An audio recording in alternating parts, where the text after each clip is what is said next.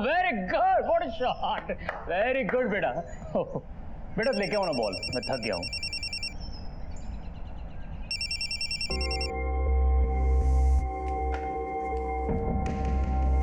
पापा कैच, पापा पापा हम यहाँ पर खेलने के लिए आए हैं और आपने प्रॉमिस किया था कि आप फोन को हाथ नहीं लगाओगे। अरे नहीं बेटा, आई एम सो सॉरी यार, मेरा एक अर्जेंट कॉल था इसलिए मैंने फोन उठाया। चल अभी वो टीवी पर मैच शुरू होने वाला है ना। हाँ वो मैच देखते हैं हम लोग।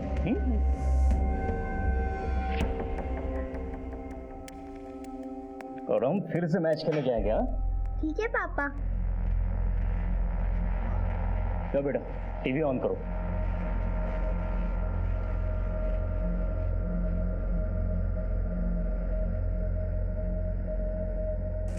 किसका फोन था रेणु? बेंगलुरु टॉस हार चुकी है। ऐसे ही किसी टेली मार्केटर का फोन था। वही मैच में जीतता है। तो देखना ये है पापा कि ये बैंगलोर टॉस हार गया। बैठता है।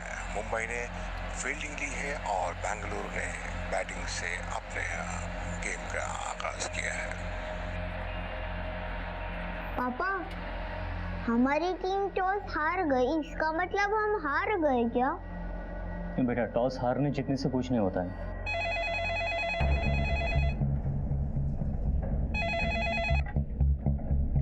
Hello, wrong number.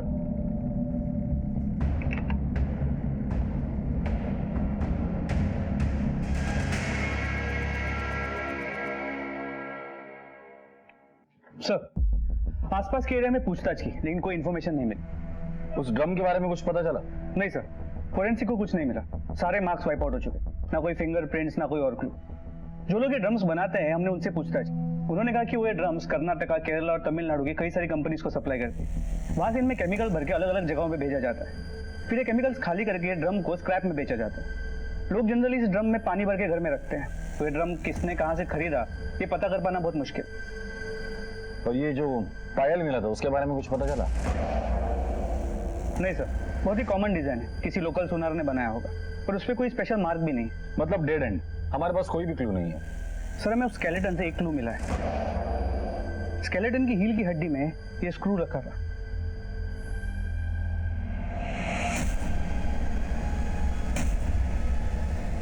स्क्रू पे कुछ लिखा है, शायद कंपनी का नाम है या कोई तो सिंबल है। मेडिकल एक्सपर्ट को ये स्क्रू दिखा, हो सकता है स्क्रू की वजह से हम उस औरत को आइडेंटिफाई कर सके। सर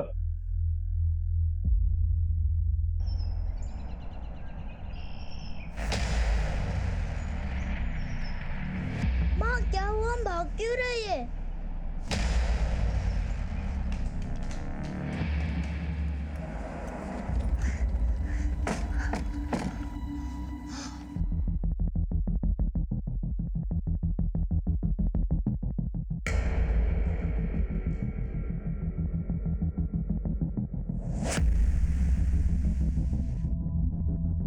सर ये देखिए, ये सीरियल नंबर मिला है।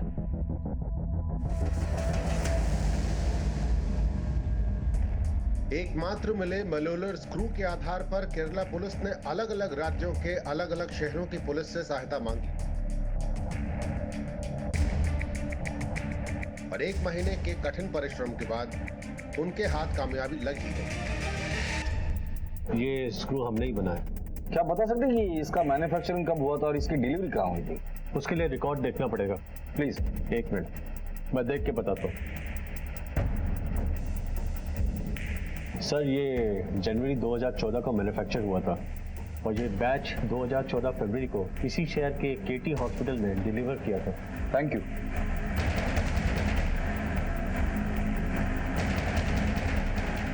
सर ड्रम में जो स्केलेटन मिला था उसकी फोरेंसिक रिपोर्ट के मुताबिक स्केलेटन किसी औरत का है और उसकी उम्र करीब 45 साल की होगी, तो उसे मरे करीब 12 से 15 महीने हो चुके हैं। ठीक है, फिलहाल तो केटी हॉस्पिटल चलते हैं, देखते हैं वहां से क्या इन्फॉर्मेशन मिलती है।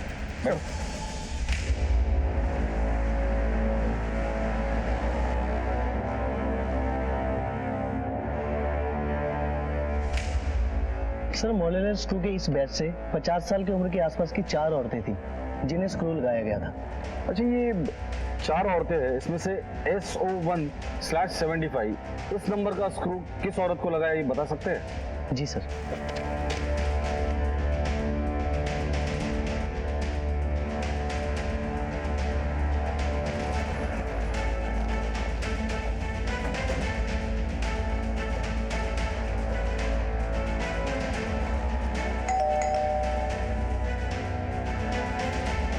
शांता का घर यही है? अम्मा बैंगलोर गई है मतलब? अम्मा को चिकन पॉक्स हुआ था, उसके इलाज के लिए वो बैंगलोर गई है। कब गई थी? पिछले साल जनवरी में गई है, पर जाने से कुछ महीने पहले उनके पैर की हड्डी टूट गई थी, तो उनका ख्याल रखने के लिए एक नर्स थी जो उनकी देखभाल करती थी। बस उसके बाद वो उसी के पास जाने की बात कर रही थी। 1 साल पहले तुम्हारी माँ को चिकन पॉक्स हुआ था, तो चिकन पॉक्स ठीक होने के लिए 1 साल तो नहीं लगता ना? खैर, आखिरी बार कब बात हुई थी उनसे? जब से वो गई है उनसे बात ही नहीं हुई है। तुम्हें ये जानने की कोशिश भी नहीं की तुम्हारी अम्मा है कहाँ, किस हालत में है? थोड़ा अजीब नहीं लगता? वो हमारी बनती नहीं थी। अम्मा मैं रमन को छोड़ के आ गई, अब मैं यहीं रहूंगी। पता था मुझे यही होने वाला है। अरे कितना कुछ सोचा था तेरे लिए। गोपाल अन्ना के बेटे अशोक के साथ तेरी शादी तय कर दी थी, अच्छे से रहती वहां पे रानी बनकर, पर नहीं, तुझे तो उस भिखारी निकम्मे रमन के साथ ही मरना था, और वहां भी नहीं रह पाई तू अच्छे से। अम्मा अगर तू नहीं चाहती है ना कि मैं यहाँ रहूं, तो मैं यहाँ से भी निकल जाती हूँ। मैंने अम्मा की मर्जी के खिलाफ शादी की थी, उसी बात को लेकर हमेशा अम्मा गुस्सा रहती थी।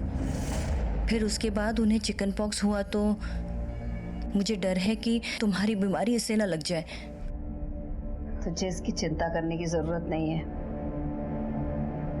मैं खुद ही यहाँ से चली जाऊंगी, बैंगलोर जाऊंगी समृद्धि के पास, वहीं जाकर अपना इलाज कराऊंगी और कभी वापस नहीं आऊंगी। जितने महीने साथ रहे, 1 मिनट के लिए भी हमारी बनती नहीं थी। फिर एक दिन मैं काम पे से वापस लौटी तो देखा अम्मा घर पर नहीं थी। मुझे लगा वो काम पे गई होगी। फिर जब वो नहीं लौटी तो मैंने 1-2 बार फोन ट्राई किया, अम्मा ने फोन ही नहीं उठाया। 1 साल पहले जब वो यहाँ से चली गई थी तो उसके अतीत में क्या हुआ था? किसी के साथ दुश्मनी थी, किसी के साथ झगड़ा हुआ था? मुझे क्या पता सर, पर आप ये सब क्यों पूछ रहे हैं? तुम्हारे अम्मा का मर्डर हुआ है, किसी ने उसकी लाश को ड्रम में डालकर सीमेंट कंक्रीट के साथ चुनवा दिया है। किसने मारा उसे? हम भी यही पता लगाने आए हैं। हमें तुम्हारा ब्लड सैंपल लगेगा उस कंकाल के डीएनए के साथ मैच करने के लिए। इस स्वाति की बात पे विश्वास नहीं हो रहा। एक तो चिकन पॉक्स के ट्रीटमेंट के लिए शांता का बैंगलोर जाना, अगर गई भी हो तो उसकी लाश का त्रिवेंद्रम में मिलना, और अपनी माँ की मौत के बारे में सुन के से जरा भी झटका नहीं लगा। बिल्कुल सही कह रहे हो तुम। सबसे पहले हमें शांता के बारे में जानना होगा। शांता कहाँ गायब हुई थी, किस हालत में गायब हुई थी, ये पता करना होगा। शांता की पूरी इंफॉर्मेशन निकालो। आस पड़ोस में जाके शांता के बारे में पूछताछ करो। सर, कुरकल उधर देखो, मुंह में।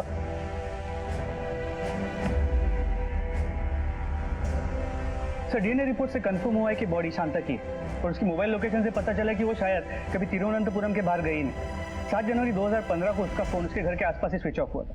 फिर ये देखिए, इसका मतलब शांता की बैंगलोर जाने वाली बात तो झूठ निकली। वो 7 जनवरी को अपने घर के पास से ही गायब हुई थी। स्वाति ने अपने माँ के मर्जी के खिलाफ घर से भागकर शादी की थी, फिर वापस भी आई थी, जिसके लिए उसकी माँ उसे दिन रात ताने मार रही थी। लेकिन सवाल ये है कि इतनी छोटी सी बात के लिए कोई बेटी अपनी माँ का मर्डर करेगी? अय्यर, ये शांता का लॉटरी का बिजनेस था ना, तो हो सकता है ये मर्डर पैसों के लिए किया गया हो। शांता के बैंक डिटेल्स चेक करो और गायब होने के पहले उसकी जिंदगी में क्या हुआ था ये भी पता करो। सर, मीडिया के कुछ लोग सुबह से पुलिस स्टेशन के बाहर रुके हैं। मुझे लगता है आपको उनसे एक बार मिल लेना चाहिए। तिरुवनंतपुरम लेक के पास पुलिस को ड्रम में एक औरत का कंकाल मिला है। बताया जा रहा है कि ये ड्रम पिछले 1 साल से यहाँ पड़ा है। आइए जानते हैं इन्वेस्टिगेशन ऑफिसर के नायर का इस केस के बारे में क्या कहना है। वो कंकाल एक औरत का था जिसका नाम शांता था, और वो यहीं की तिरुवनंतपुरम की रहने वाली थी। ये मर्डर 1 से 1.5 साल पहले हुआ था, और मुझे यकीन है उसके कातिल को हम जल्द से जल्द अरेस्ट करेंगे। सुमन, मेरे लिए जरा पानी लाना।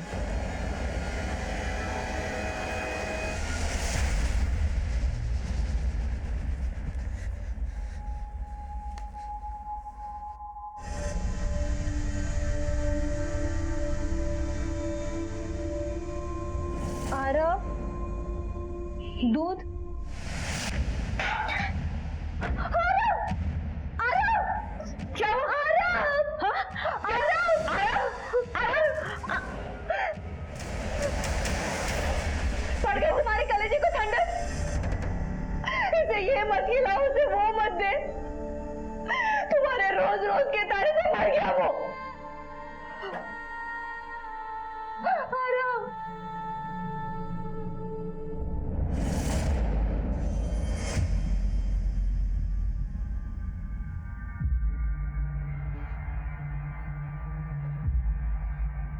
अजी, क्या हुआ रेनू की बहन का? रेणु की बहन? वो जो चेन्नई में रहती है ना, उसकी तबीयत कैसी है?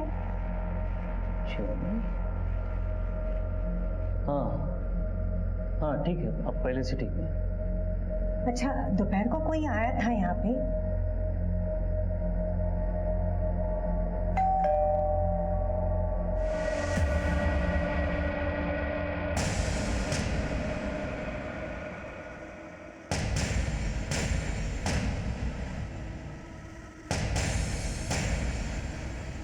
क्या हुआ? अब भी किसी टेलीमार्केटर का फोन था? ये चेन्नई में तुम्हारी कौन सी बहन है?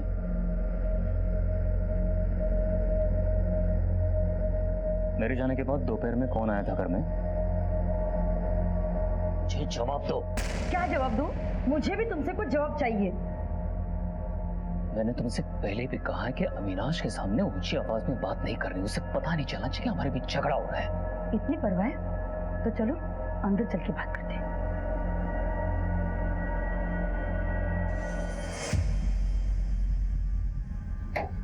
बोलो, क्या बोलना चाहती हो? बच्चा मुझे नहीं, तुम्हें चाहिए था। और ये सब जो तमाशा। धीरे बोलो, चिल्ला क्यों रही हो? अविनाश सुन लेगा।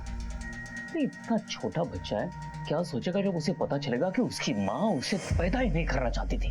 तब तो उसे ये भी पता होना चाहिए कि उसका बाप क्या है। आपके पड़ोस में जो शांता रहती थी उसके बारे में आप कुछ बता सकते हैं? शांता बहुत अच्छी औरत थी साहब। इधर सब उसे चाहते थे। वो हमेशा सीधा बात करती थी और गलत काम उसे पसंद नहीं था। शांता अम्मा इधर ही मेरे बाजू में अपना ठेला लगाती।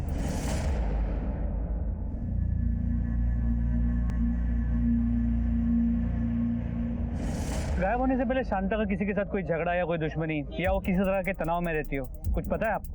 तनाव में तो वो रहती थी। एक बार उनका झगड़ा भी हुआ था बैजू के साथ। चलो क्या कर रहा तू? शांता, क्या कर रहा है? चुप रहे, चल। एक बात सुन ले कान खोल के, इस मार्केट में अगर धंधा करना है ना तो बैजू को कभी मना नहीं कर सकते। अगली बार अगर मैं आया ना तो जबान पे ना नहीं होना चाहिए। तू धमकी दे रहा है शांता को? हाँ, मेरा जो जी में आएगा मैं वो करूंगी। और तूने अगर मनमानी की तो छोड़ूंगी नहीं, मैं तुझे छोड़ूंगी नहीं, समझा? ये क्या कर रहा? हट यहाँ से।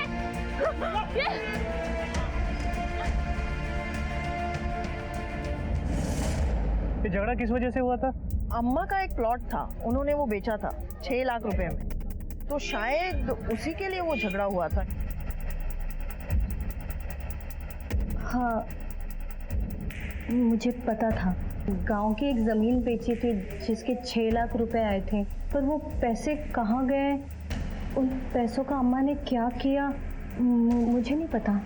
अगर आप लोगों को मुझ पे भरोसा नहीं तो आप लोग मेरे घर की तलाशी ले सकते हैं।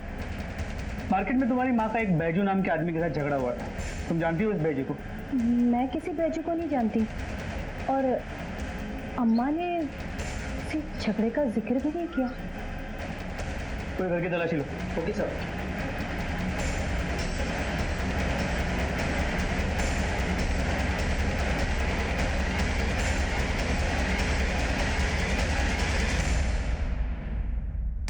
सर, स्वाति के घर में पैसे नहीं मिले। हो सकता है उसने कहीं बाहर छुपा के रखा हो।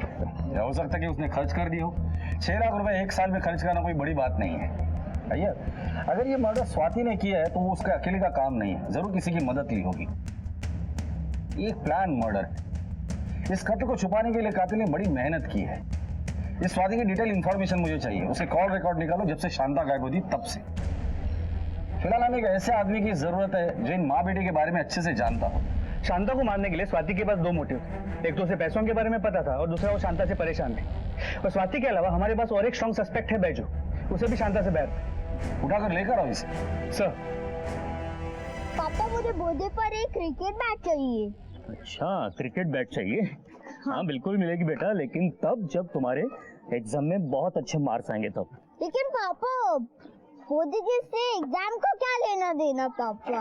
अरे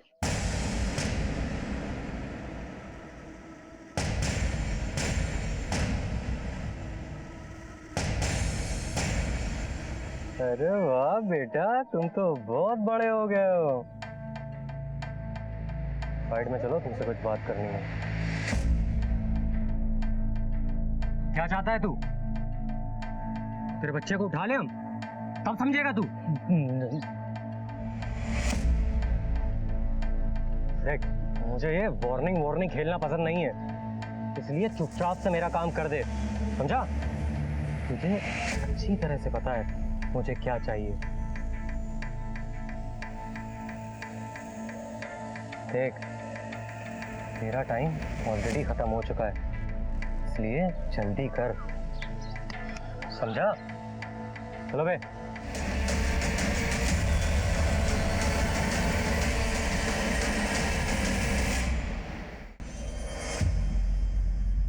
शांता को क्यों मारा और 6 लाख रुपए कहाँ है? मैं शांता को क्यों मारूंगा साहब? और 6 लाख क्या बोल रहे हो, मेरे समझ में नहीं आ रहा साहब। तेरा और शांता का झगड़ा हुआ था उसके लॉटरी के स्टॉल पर। उसके बाद तूने उसके लॉटरी की टिकट फाड़ दी, जला दी थी, और तुम दोनों ने एक दूसरे को जान से मार देने की धमकी दी थी। वाइट करने के लिए उससे टिकट खरीदते थे। अब वैसी पार्टी मेरे पहचान में थी जिससे मैंने एडवांस भी ले रखा था साहब, लेकिन शांता मानने को तैयार नहीं थी साहब। क्यों? उसको मेरे पे भरोसा ही नहीं साहब, और इसलिए तूने उसे मार डाला? नहीं साहब, मैंने उसको नहीं मारा साहब, ये तो पुरानी बात है, अभी तो मैं सुधर गया हूँ साहब। देख बैजू, हम लोग एक मर्डर की इन्वेस्टिगेशन कर रहे हैं। अगर आगे चल के पता चला ना कि तूने हमसे झूठ कहा था या कुछ छुपाया था, तो उस वक्त तुझे पूछूंगा नहीं, सीधा यहाँ लटकाऊंगा। निकल।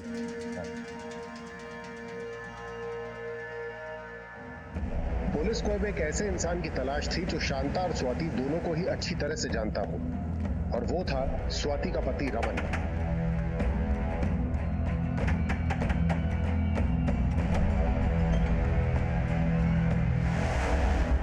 सर, स्वाति और मैं एक दूसरे से प्यार करते थे, शादी करना चाहते थे, लेकिन शांता अम्मा को मैं पसंद नहीं था, इसलिए हमने भाग के शादी कर ली। क्या स्वाति शांता अम्मा से इसलिए नाराज थी कि वो तुम दोनों के बीच सुलह करना चाहती? हो सकता है सर, इसमें कोई बड़ी बात नहीं है। स्वाति तो हमेशा शांता अम्मा से नाराज होने के मौके ढूंढती थी। मतलब सर, स्वाति हर एक छोटी घटना के लिए शांता अम्मा को जिम्मेदार मानती थी, यहाँ तक कि जब आरब ने अपनी बीमारी के चलते आत्महत्या की तो उसका जिम्मेदारी भी उसने शांता अम्मा को ठहराया। आरब, दूध।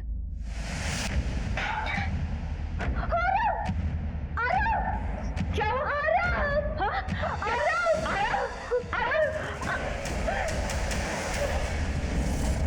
सर जो कुछ भी हो, लेकिन वो अपनी अम्मा का मर्डर नहीं कर सकती। तुम दोनों एक दूसरे से प्यार करते, आके शादी भी, फिर अलग क्यों है? सर, मेरी गलती की वजह से मुझे दारू की लत थी। उसने काफ़ी बार मुझे रोका, मैंने कोशिश की लेकिन छोड़ नहीं पाया। शराब की वजह से मेरी नौकरी चली गई और उसी दिन स्वाति मुझे छोड़ के चली गई। जब इतना सब कुछ हो रहा था तो शांता ने कुछ करने की कोशिश नहीं की? सर, उन्होंने मुझे अपने घर बुलाया था। तुम दोनों को अपनी गृहस्थी के बारे में सोचनी चाहिए। लेकर के जा इसे अपने साथ। जो कुछ भी बात है आपस में बैठकर सुलह कर लो तुम लोग, समझे?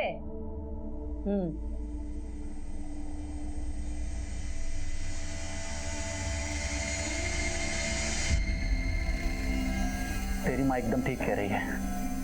मेरा नहीं तो कम से कम आबा के बारे में तो सोच। मैं खुद को सुधारूंगा, अच्छा बाप नहीं बल्कि अच्छा पति भी बन के दिखाऊंगा। अच्छा बाप, अच्छा पति बनने के लिए अच्छा इंसान बनना पड़ता है। तुम्हारे जैसे आदमी के साथ ना मैं रहूंगी, ना अपनी बेटी पर तुम्हारा साया पड़ने दूंगी। आबा को सिर्फ माँ की नहीं बल्कि बाप की भी जरूरत है। उसकी चिंता तुम मत करो, उसे माँ और बाप दोनों का प्यार मिलेगा, और ऐसे बाप का प्यार मिलेगा जिसकी वजह से कल उसे उसका सिर शर्म से झुकाना ना पड़े।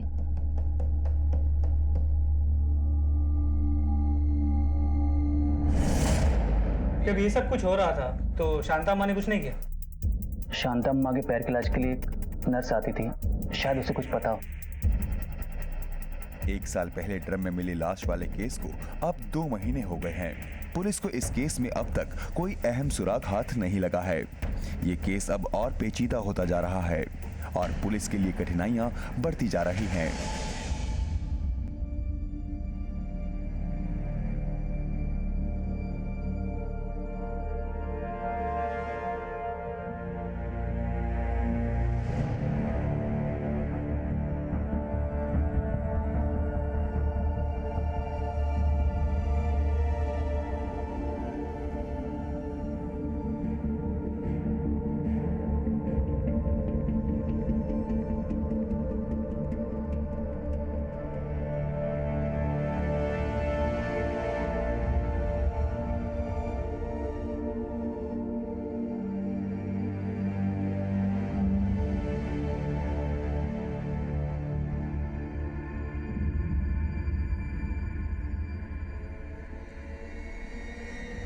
स्वाति अपने भाई के मौत के लिए अपनी माँ को जिम्मेदार मानती है। स्वाति शांता से इतनी नफरत करती है कि हो सकता है कि उसी ने उसको मार दिया। सर पॉसिबल तो है, पर अगर स्वाति का सच में कोई बॉयफ्रेंड है तो हो सकता है स्वाति ने उसी के साथ मिलकर शांता को मारा। एक पॉसिबिलिटी और भी हो सकता है, शांता स्वाति को रमन के साथ उसके घर जाने के लिए फोर्स कर रही, इसलिए स्वाति ने शांता को रास्ते से हटा दिया। अब शांता का घर भी उसका हो गया, पैसे भी, और अब वो आजाद भी है। ये स्वाति और शांता के कॉल रिकॉर्ड्स आ गए? भी सर आ गए। स्वाति के कॉल रिकॉर्ड अच्छे से चेक करना, देर रात तक उसने किसी से बात की है वो देखना, और कितने देर तक बात की है वो भी चेक करना। हो सकता है कि वो उसका बॉयफ्रेंड हो। और शांता के कॉल रिकॉर्ड्स भी क्रॉस चेक करना। सर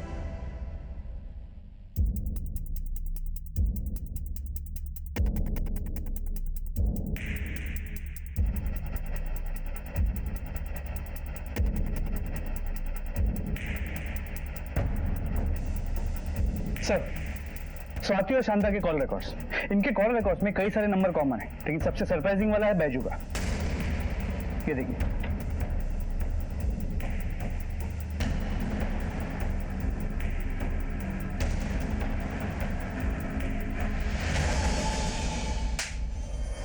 तेरा पुराना रिकॉर्ड वैसे भी अच्छा नहीं था, और इस बार तो तूने अपना पुराना रिकॉर्ड भी तोड़ दिया। साहब पहले जो किया सो किया साहब, अभी तो मैं सुधर गया हूं ना साहब। हम भी पुरानी बातें ही कर रहे हैं। शांता का तेरे साथ झगड़ा हुआ था और उसकी बेटी स्वाति तेरे दुकान में काम करती है। तेरा और स्वाति का अफेयर था ना, जो शांता को पसंद नहीं था, इसलिए गुस्से में आकर तूने शांता को मार डाला था। एक बात बता, अकेले ने सब कुछ किया था या स्वाति भी तेरे साथ थी उसमें? स्वाति मेरे टेलरिंग शॉप पे कपड़े सीने का काम करती थी साहब। और साहब ये भी तो प्रायश्चित ही है ना साहब कि शांता को जो मैंने नुकसान पहुंचाया था, शांता तो अभी है नहीं, तो मैंने सोचा कि उसकी लड़की को सहारा दे दूं सर। सहारा दे दूं या अपना लूं उससे?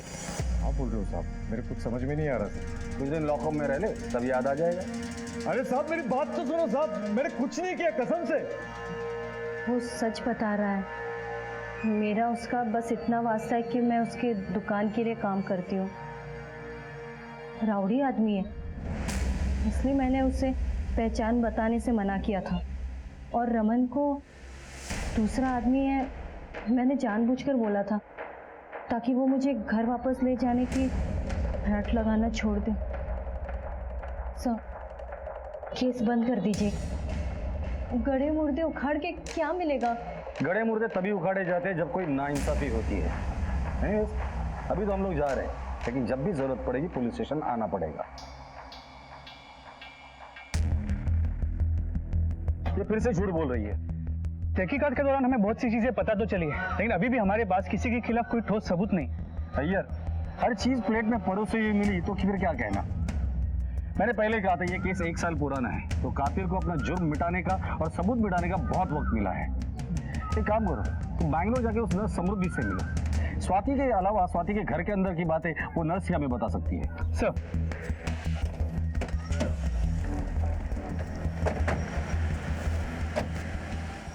सर शांता दीदी तो यहाँ कभी आई ही नहीं। उनकी मौत के बारे में सुनकर बहुत दुख हुआ। बहुत ही स्ट्रांग लेडी थी वो। उनकी जिंदगी बहुत ही मुश्किल भरी थी, शायद इसीलिए बहुत स्ट्रांग थी। मतलब ये कि इंसान कितना भी चाहे पर कभी ना कभी उसका अतीत उसके सामने आकर खड़ा हो ही जाता है। शांता, तू यहाँ क्या कर रहा है? क्यों? मैं तुझसे मिलने नहीं आ सकता? पुराना साथ है हमारा। जब मैंने सुना कि तेरा एक्सीडेंट हो गया है तो सोचा कि कुछ मदद कर दूं।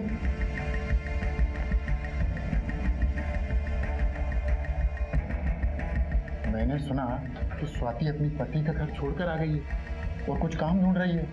वो अगर चाहे तो मेरे साथ काम कर सकती है। ये कुछ पैसे रख लो, काम आएंगे। दफा हो जाए यहाँ से। गुस्सा क्यों करती है? मैं तो तेरी मदद करने आया था। थूकती हूँ मैं तेरे पैसों पर और तुझ पर। और मेरी बेटी के बारे में ऐसी बात सोचने की तेरी हिम्मत कैसे हुई? दो पैसे के धंधे वाली आज शरीफ बन के बैठी है। अरे तू अपना पता ठिकाना बदल करना दुनिया को धोखा दे सकती है, मुझको नहीं, समझी? और तेरा ये लॉटरी का धंधा है ना, आज का है। अब मैं बताऊं दुनिया को तेरा असली धंधा क्या था। कल क्या थी तू? मंजुनाथ, मैं तुझे क्या करते? बाहर जाइए वरना मैं पुलिस को बुला लूंगी। मैं भी देखता हूँ कब तक अपनी बेटी को बचाती। इस धंधे में तो मैं उसको खींच के ही रहूंगा, समझी? मंजुनाथ, जब तक मैं जिंदा हूँ मेरी बेटी की तरफ आंख उठाकर भी देखा तो देखना मैं तेरा क्या हाल करती हूँ। बाद में उन्होंने बताया कि 2 छोटे बच्चों की जिम्मेदारी थी और सर पर छत भी नहीं थी। उनका पति जेल में था। मजबूरी में उन्हें मंजुनाथ के साथ काम करना पड़ा। शांता ने जमीन बेच के उसे 6 लाख रुपए मिले थे। तुम्हें पता है उस पैसे का उसने क्या किया? सर, शांता दीदी ने मुझे बताया था कि वो 6 लाख रुपए की फिक्स डिपॉजिट कराने वाली और वो स्वाति की बेटी आभा के नाम करने वाली थी। अच्छा, ये स्वाति, उसका किसी के साथ कोई अफेयर था? किसी के साथ कोई चक्कर? सर, उनके घर के पास ही एक आदमी था जिनके साथ स्वाति का चक्कर चल रहा था। जब शांता दीदी को इसके बारे में पता चला तो उन्होंने स्वाति को बहुत मारा पीटा। जानती है तूने क्या किया? क्या किया तुझे पता है? पहले तो उस निकम्मे लड़के के साथ बात कर शादी की, उसके साथ निभा नहीं पाई, यहाँ आकर बैठ गई और अब उस शादीशुदा आदमी के साथ चक्कर चला रही है तू। मैं जानती हूँ उसे, वो अच्छा आदमी नहीं है। मैं जानती हूँ आप ये सब क्यों बोल रही हो। क्या जानती है तू? बोल, मुझसे बदला ले रही हो। मैंने तुम्हारी बात कभी नहीं मानी ना, इस बात का बदला। और वैसे भी मैं तुम्हारी तरह कईयों के साथ मुंह काला नहीं कर रही, प्यार करती हूँ उससे। स्वाति की बातें सुनकर शांता दीदी बहुत उदास रहने लगी थी। मैंने अपने जीवन की हर मुश्किल को भगवान की परीक्षा समझकर स्वीकार किया है समृद्धि, लेकिन अब मैं बहुत थक गई। आखिर कब तक?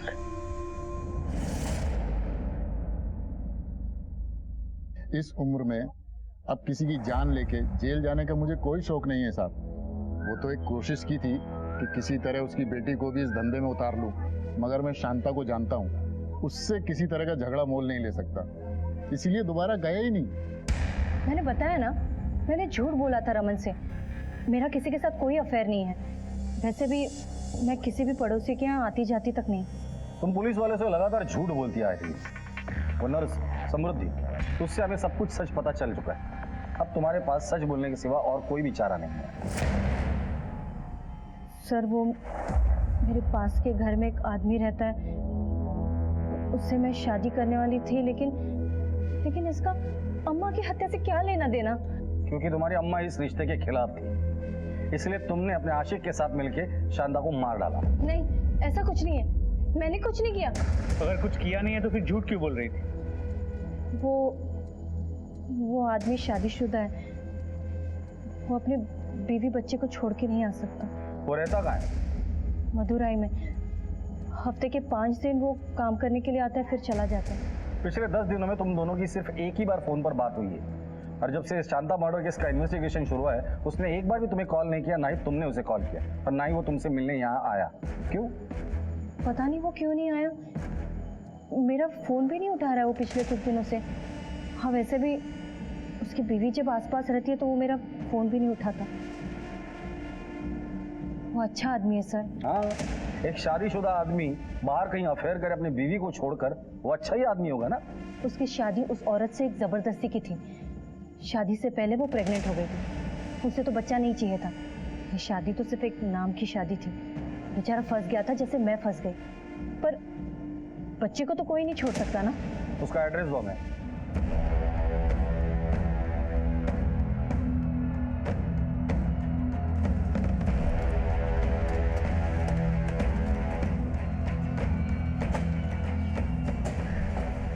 जय हिंद सर, ये केरला पुलिस से अजीत के बारे में पूछताछ करने आए हैं। सर अजीत मर्डर केस की इन्वेस्टिगेशन मैं ही देख रहा हूँ सर। मर्डर? अजीत का मर्डर हो गया? Yes sir. अजीत की पोस्टमार्टम रिपोर्ट के मुताबिक उसकी बॉडी में पोटेशियम साइनाइड पाया गया है। उसकी मौत हार्ट फेल होने से हुई है सर। घर पर कौन कौन है उसके? उसकी बीवी और बच्चा है सर।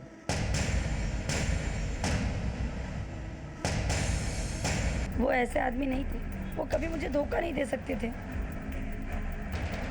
तो फिर आप दोनों के झगड़े किस बात पर होते थे? अजीत को जुए की लत थी, उस वजह से उन पर बहुत कर्जा हो गया था। मुंबई पे लगा, बेंगलोर पे नहीं। अरे पुराना पैसा कहाँ जा रहा? मैं कुछ ना कुछ जुगाड़ करके पैसा लौटा दूंगा यार, फिक्र मत करो। लेकिन अभी नए सौदे की बात करते। मुंबई पे मैंने जितना बोला है ना उतना पैसा लगा दी, समझे? फिर से चालू हो गया ना तुम्हारे सट्टा? मना किया था ना ये सब करने को। हाँ मुझे सिखाओ मत, हटो। आए दिन वसूली वालों के धमकी भरे फोन घर तक आने लगे थे। मैं परेशान हो गई थी और मैंने उनको ये बात इसलिए नहीं बताई कि वो पहले से डिप्रेशन में थे, इसलिए ये बात मैं उनसे छुपाती रही। देखो दूर हो तुम, मेरे पास मत आना, मेरा हाथ छोड़ो। बोल देना अपने पति से हमारे पैसे वापस कर दे, वरना और भी तरीके हैं पैसे वसूल करने के। ये कंगन लिए जा रहा हूँ, बाकी बोल देना तैयार रखे, समझी? आपको क्या लगता है किसने मारा होगा अजीत को? अजीत के पेट में पोटेशियम साइनाइड मिला था, जो इतनी आसानी से मिलता नहीं है। अजीत एक केमिकल प्लांट में काम करते थे, शायद वहीं से मिला हो।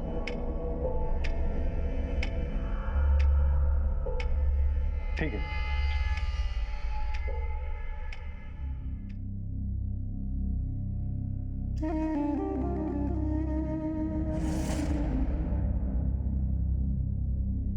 ले मुंह खोल। आरव दाल चावल है, थोड़ा तो खा ले। स्वाति, कितनी बार बोला तुझे अपने काम से काम रख? बस अम्मा आरव को खाना खिला दो फिर काम करती हूँ। अरे भूख नहीं है उसे, रख दे इधर, जब भूख लगेगी खा लेगा वो। और ये क्या बिस्तर पर लेटा हुआ है? डॉक्टर ने बोला है ना थोड़ा थोड़ा बैठने के लिए। इंच भर भी इधर उधर हिलेगा नहीं तो ठीक कैसे होगा जल्दी से? अम्मा पर तुझे पता है ना कि इसे खिलाना पड़ता है। अरे तो उसको छोड़, अपना ख्याल रख, पेट से है तू। इतना बड़ा हो गया है, अपने काम खुद से नहीं कर सकता, कैसे ठीक होगा? जिम्मेदारी कैसे उठाएगा? शांता, चलो चलती है, चलो। हाँ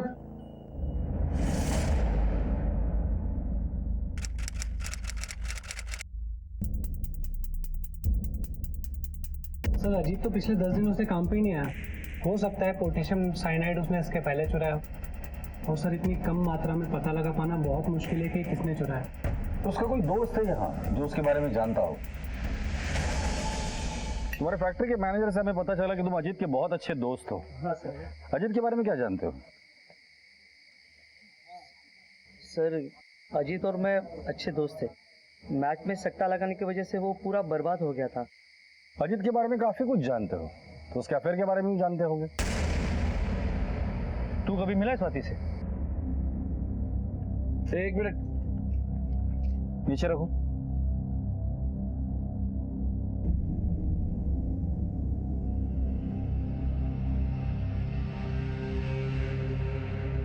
रख दो इसे।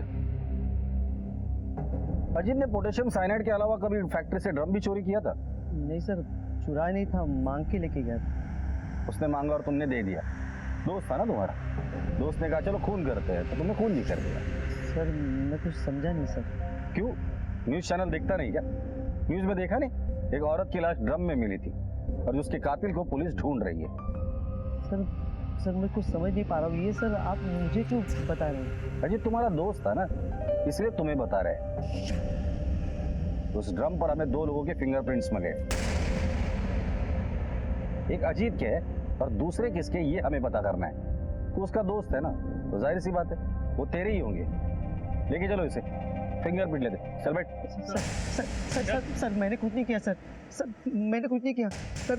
अजीत ने मुझे कहा था कि घर में वो रेडियम केमिकल बनाना है, इसलिए मैंने उसको ड्रम दे दिया। कुछ दिनों बाद उसने बोला कि केमिकल पूरा ख़राब हो गया, फेंकना पड़ेगा। तो किसी की नज़र में ना आए इसलिए मैंने ड्रम फेंकने में उसकी मदद की।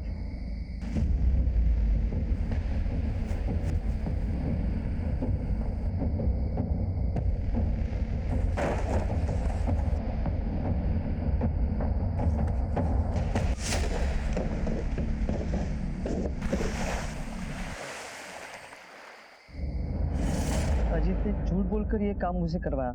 ये मुझे तब पता चला जब टीवी पर मैंने शांता की लाश ड्रम में देखी। अजीत ने शांता को क्यों मारा? पैसों के लिए? पता नहीं सर, लेकिन सबसे बड़ी बात ये है कि अजीत शांता को तब से जानता है जब वो धंधा करती थी। 2-3 बार वो उसका ग्राहक बन के भी गया था सर। शांता को अजीत और स्वाति के चक्कर के बारे में पता चल गया था, तो शांता ने अजीत को बहुत सुनाया था सर। ये अजीत ने खुद मुझे बताया सर।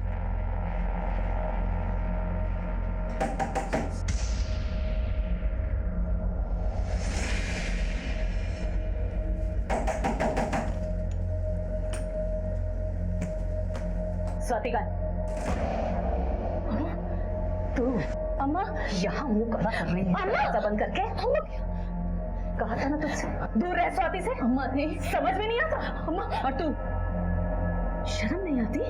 शादीशुदा होकर एक बच्चे की माँ होकर यहाँ बैठी है। कितने पैसे चाहिए तुझे? वो पैसे ले और दफा हो यहाँ से। अम्मा मेरी बेटी का पीछा छोड़ दे, समझा ना तू? वरना तू जानता नहीं है कितना बुरा होगा तेरे साथ। सब पता है मुझे। मदुरई में कहाँ रहता है तू? तेरी बीवी कौन से स्कूल में पढ़ाती है? सोच, अगर तेरी बीवी को पता चल गया ना तो क्या होगा? तेरे बच्चे का क्या होगा? अम्मा नहीं, अम्मा चल चल यहाँ से। अम्मा अजीत शांता की धमकी से बहुत डर गया था। अपने और स्वाति के बारे में बताने के लिए शांता को घर पे बुलाया और वही मार दिया सर। अम्मा आओ ना, बैठो ना। नहीं, क्या बात है? क्यों बुलाया है? अम्मा अंदर आओ ना, बैठ के बात करेंगे। नहीं बैठना मुझे, जो बोलना है जल्दी बोल। नहीं अम्मा आओ ना, अंदर आओ, जरा बैठो, आप तसल्ली से बात करेंगे हम लोग। आओ अम्मा बैठो ना। बोल। हाथ जोड़ता हूँ अम्मा। अम्मा मेरी बीवी और बच्चे को ये सब मत पता ना अम्मा। अम्मा नहीं तो मेरा परिवार टूट जाएगा अम्मा। मैं मर जाऊंगा, मैं बर्बाद हो जाऊंगा अम्मा। जो इतने दिनों से ये बात मैं तुझे समझा रही थी तो नहीं समझ में आ रहा था तुझको? हाँ, मेरी स्वाति की जिंदगी क्यों बर्बाद कर रहा था फिर तू? अब ये तेरी शराफत का जो चोगा है ना, इसे सारी दुनिया के सामने उतारूंगी, तेरी बीवी के सामने उतारूंगी, तेरे बच्चे के सामने। नहीं मैं पैर पड़ता हूँ अम्मा। मेरी बीवी बच्चे को कुछ नहीं पता ना अम्मा। प्लीज अम्मा, मेरी बात मान लो ना अम्मा। प्लीज अम्मा, मैं आपके पैर पड़ता हूँ अम्मा।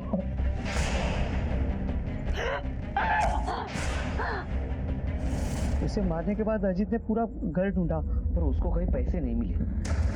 आपको जब शांता की डेड बॉडी मिली तो आपको स्वाति के घर के बाहर देखा तो वो बहुत डर गया सर।